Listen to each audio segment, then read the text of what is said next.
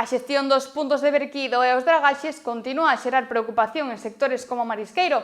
A conselleira do Mar asegura que as decisións están avaladas por informes técnicos e que se garante a protección das zonas productivas. A xestión dos puntos de verquido e dos dragaxes nas augas galegas é un tema de debate e preocupación entre os distintos sectores implicados. A elección e supervisión das localizacións onde se realizan estes verquidos son cruciais para garantir que non se vexan afectadas as zonas de marisqueo e pesca e que se minimicen os impactos negativos no ecosistema mariño.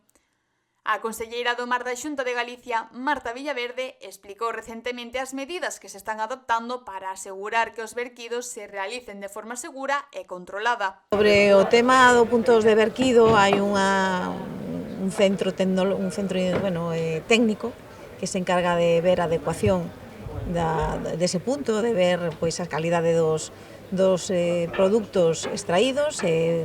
cales se poden e non se poden verter, e os que se poden verter, pois facelo nun punto onde pois sexa o que menos perxudique ou que non perxudique ao resto de actividades que se realicen. A conselleira subliñou que, en todo momento, as decisións sobre onde realizar os verquidos están baseadas en informes técnicos e científicos, co obxectivo de preservar o equilibrio ambiental e apoiar as actividades do sector pesqueiro. Respetamos os ditámenes científicos e o que facemos é, en base a eles, pois seguir a tramitación dos expedientes de dragaxe que son solicitados por moitos concellos e que son solicitados por moitas confradías e polo sector marítimo pesqueiro para poder manter a navegabilidade dos canles dos barcos e poder realizar as actividades.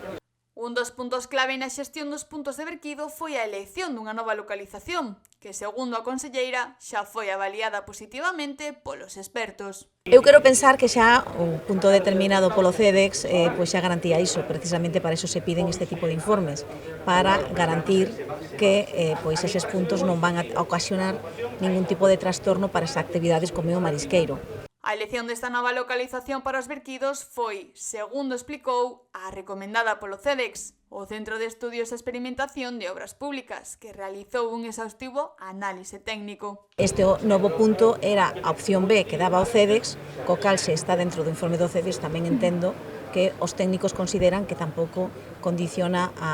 as actividades relacionadas nin con o marisqueo nin con outro tipo de sectores. Tamén abordou a complexidade dos procesos administrativos que acompañan aos dragaxes, que implican a intervención de varias administracións e normativas, dependendo da zona onde se realicen. Os dragaxes son temas complexos, son temas sometidos a moita legislación, a moitas competencias, e dependendo da zona de onde se realice, pois entran distintas administracións e están sometidos a distintos procedementos administrativos de máis ou de menos, complicacións ou de máis ou menos importancia no sentido da tramitación máis complicada ou máis sinxela. Depende, como boa galega, digoche depende de onde se quera realizar ese dragado, pois vai a ter unha tramitación ou outra. A conselleira tamén apuntou que, aínda que as tramitacións poden ser longas, a Xunta está comprometida en dar resposta ás solicitudes do sector pesqueiro, especialmente nas zonas máis afectadas.